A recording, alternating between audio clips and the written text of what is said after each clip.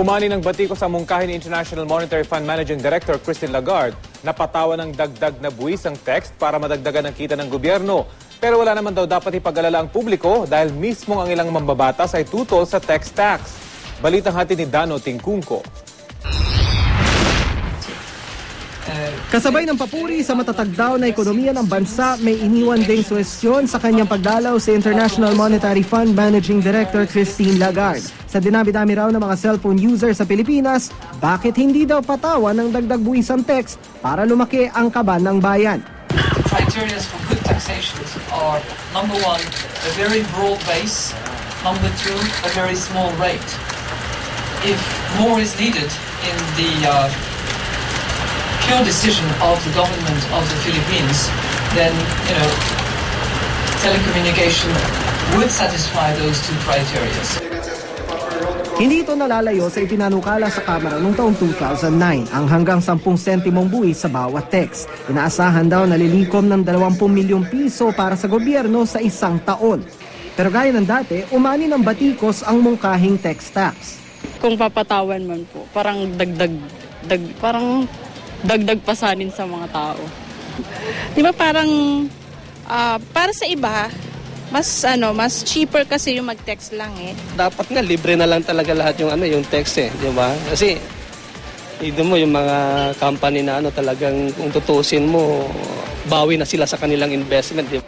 Ang consumer group na Text Power nababahala raw sa muling paglutang ng panukala. Kasi dito sa text tax, parehong mayaman, parehong mahirap,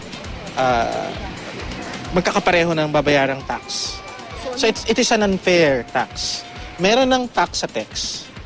May VAT na sa mobile phone services. Kapag international text, meron kang overseas communications tax.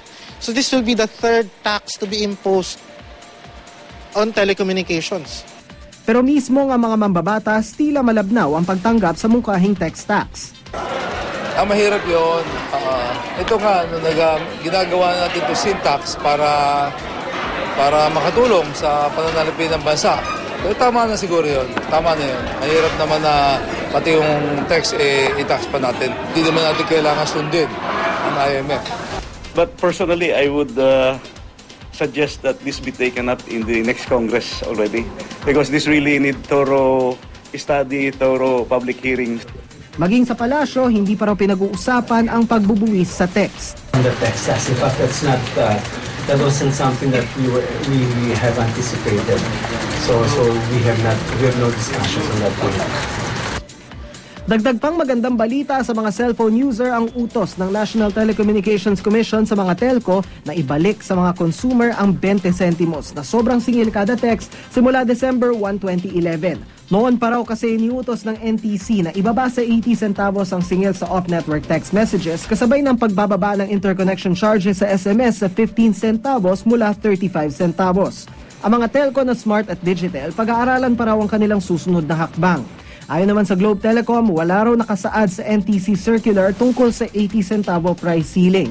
Kaya gagawin daw nila ang lahat ng legal na hakbang para maprotektahan ang karapatang magdikta ng singil sa kanilang serbisyo. Dano Tingkungko, GMA News.